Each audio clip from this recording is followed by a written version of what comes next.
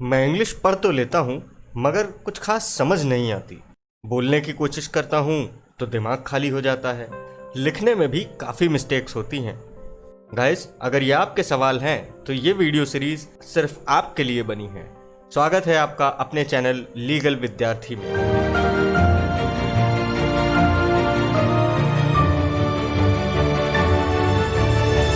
वैसे तो ये चैनल लीगल स्टडीज़ के लिए है, लेकिन इस चैनल पर आपको सॉफ्ट स्किल भी सीखने को मिलेगी, तो बने रहिए हमारे साथ। सब्सक्राइब कर लीजिए हमारे चैनल और रेगुलरली विजिट कीजिए। अगर आप एक लॉ स्टूडेंट हैं तो ये चैनल आपके लिए है। अगर आप इंग्लिश इम्प्रूव करना चाहते हैं तो ये चैनल आपके लिए है। अब अगर बात करें इस कोर्स के बारे में, तो कौन सीख सकता है? हर वो व्यक्ति सीख सकता है जिसे इंग्लिश सीखनी या इम्प्रूव करनी है और उसे थोड़ी बहुत इंग्लिश लिखना पढ़ना आता है। हमने फोकस किया है बोलने और लिखने पर। मोड ऑफ कम्युनिकेशन यहाँ पर इंग्लिश और हिंदी दोनों रहेगा। बहुत ही इजी कंटेंट प्रोवाइड करने की कोशिश की है और इस कोर्स को हमने रिजल्ट ओरिएंटेड बनाया है। इस कोर्स के लेवल की अगर बात करें तो बिगिनर से इंटरमीडिएट लेवल तक का कोर्स है। बहुत ज़्यादा हाई लेवल को हमने टच नहीं किया है। और जैसा कि मैंने बताया, ये कोर्स उन लोगों के लिए है जिनको थोड़ी बहुत इंग्लिश आती है। माय डियर फ्रेंड्स, ये वीडियो उनके लिए नहीं है जिन्हें इंग्लिश बिल्कुल नहीं आती है। अगर आप कहेंगे तो एक कोर्स हम उस पर भी बना देंगे, एक कोर्स उस पर भी आपको मिल जाएगा और उसके बाद अगर आप ये वीडियो देखेंगे तो आपके लिए बहुत फ़ायदेमंद होगा।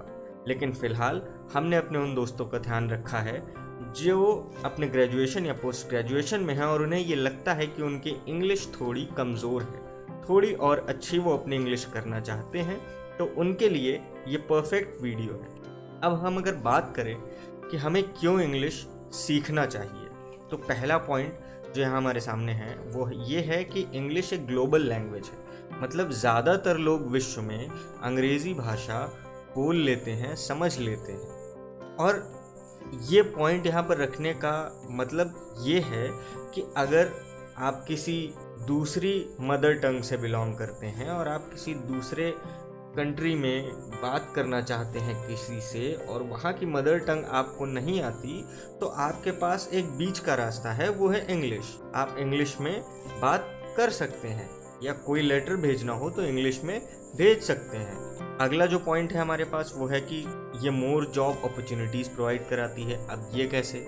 माय फ्रेंड्स, बहुत सी ऐसी जॉब्स हैं जहाँ सिर्फ इंग्लिश आना ही ज़रूरी है। मतलब अगर आपको इंग्लिश आती है तो आपको वो जॉब मिल सकती है। और एक दूसरे तरीके से देखें तो अगर आप और आपका कोई फ्रेंड सेम कंपनी में सेम एचआर के पास सेम पोस्ट के लिए इंटरव्यू देने गए, आपने इंटरव्यू दिया हिंदी में और आपके फ्रेंड ने इंटरव्यू दिया इंग्लिश में, और आपके फ्रेंड ने एक सवाल कम भी बताया लेकिन उसका हो जाएगा क्योंकि उसने इंग्लिश में इंटरव्यू दिया और आपका नहीं होगा। ये बहुत कड़वी सच्चाई है। क्यों ऐसा होता है? ऐसा इसलिए होता है कि ज़्यादातर कंपनीज वो ग्रो करना चाहती हैं या ऑलरेडी डेवलप्ड ऑर्गेनाइजेशंस होती हैं जिनके ऑफिसेस हर देश में होते हैं। और अगर उनको कोई ऐसा व्यक्ति मिलेगा जो इंग्लिश बोल लेता है तो उनके लिए आसान हो जाएगा। उनका वो एम्प्लॉय अपनी कंपनी को इंटरनेशनल लेवल पर रिप्रेजेंट कर सकता है। जो सवाल उसने नहीं बताया या जो चीज़ उसे नहीं आती वो तो कंपनी सिखा देगी, लेकिन इंग्लिश एक ऐसी चीज़ है जो कंपनी आपको नहीं सिखाएगी। तो इसलिए यहाँ पर ये पॉइंट आया है कि ये आपको मोर जॉब अपॉर्चुनिटीज़ प्रोवाइड कराता है। लैंग्वेज ऑफ एजुकेशन, गाइज, हम सभी बड़ी बड़ी यूनिवर्सिटीज़ से अच्छे कोर्सेज करना चाहते हैं, अच्छी पढ़ाई करना चाहते हैं। तो ज़्यादातर यूनिवर्सिटीज़ में जो मोड ऑफ एजुकेशन है वो इंग्लिश है। इसलिए यहाँ पर मैंने कहा है कि लैंग्वेज ऑफ एजुकेशन आज के टाइम पे इंग्लिश है। हर कोई इंग्लिश मीडियम में पढ़ना चाहता है। अगला पॉइंट ये आता है कि लैंग्वेज ऑफ ट्रेड और बिजनेस वो इंग्लिश है। अब कैसे है? अगर आप ट्रेड या बिजनेस से जुड़े हैं, आप किसी ऑर्गेनाइजेशन से जुड़े हैं जो ट्रेड और बिजनेस करती है, तो वहाँ पर जैसा मैंने बताया ग्लोबल लैंग्वेज के सिनेरियो में ऑफिसेज हर देश में हैं। आपस में कम्युनिकेशन कैसे होगा? उन्हें ना हमारी मदर टंग आती है ना हमें उनकी मदर टंग आती है, तो वो जो लैंग्वेज हम यूज़ करते हैं उस जगह पर वो क्या है? इंग्लिश है। इसलिए एक पॉइंट ये भी प्रूफ होता है कि हमें इंग्लिश आनी चाहिए। अगली अगर बात करें तो साइंस एंड टेक्नोलॉजी की लैंग्वेज भी इंग्लिश है। अब साइंस एंड टेक्नोलॉजी की लैंग्वेज कैसे इंग्लिश है? जो भी ज़्यादातर जो वैज्ञानिक जिनके बारे में हम पढ़ते हैं या जिनकी रिसर्चेस हम पढ़ते हैं वो यूरोपियन कंट्रीज़ के थे और उनकी जो रिसर्चेस वगैरह हैं वो इंग्लिश में अवेलेबल हैं। टेक्नोलॉजी की अगर बात करें, हम सोशल नेटवर्किंग की बात कर लें, कंप्यूटर प्रोग्रामिंग की बात कर लें, मोबाइल डेवलपमेंट की बात कर लें, ये सारी चीज़ें इंग्लिश में होती हैं। इसलिए कहा गया है कि साइंस एंड टेक्नोलॉजी की लैंग्वेज भी इंग्लिश है। ये बहुत इंटरेस्टिंग पॉइंट है। Language of youth is English. हमारे युवाओं को ये भाषा बहुत भाती है, और क्यों भाती है इसके ऊपर के जो कारण आपको बताए गए हैं और इसके बाद जो आने वाला कारण है वो इसका आधार है कि हमारे युवाओं को ये भाषा बहुत भाती है। तो last but not the least, opportunity to travel work abroad. आपको ये ना केवल जब आप बाहर घूमने जाएंगे तब हेल्प करेगी, लेकिन साथ साथ ये आपको बाहर या विदेश जा कर के पढ़ाई करने या नौकरी करने में भी हेल्प करती है। अब ये कैसे होता है ये एक अलग वीडियो का टॉपिक है, मैं बताऊंगा आपको, इस बारे में बताऊंगा कि आप कैसे बाहर जा कर के पढ़ाई कर सकते हैं या जॉब करना चाहें तो कैसे कर सकते हैं, वो भी सिर्फ और सिर्फ इंग्लिश के दम पे। अगर आपको इंग्लिश आती है तो आपको इस कोर्स को करने के लिए या इन वीडियोस को देख के कुछ सीखने के लिए क्या आना चाहिए। तो माय डियर फ्रेंड्स, जैसा कि मैंने कहा, थोड़ी बहुत इंग्लिश आनी चाहिए और आपके अंदर होना चाहिए पेशेंस। जी हाँ दोस्तों, धैर्य रखना बहुत ज़रूरी है। कोई नई चीज़ सीखने के लिए हमें धैर्य की बहुत आवश्यकता होती है। तो आप धैर्य रखिए, पूरे मन से पूरे लगन से पढ़ते रहिए। जैसा जो बताया जाए इस कोर्स में वैसा आप प्रैक्टिस कीजिए। ट्रस्ट मी, इस कोर्स के एंड होने के बाद आपको खुद में बहुत इम्प्रूवमेंट मिलेगा।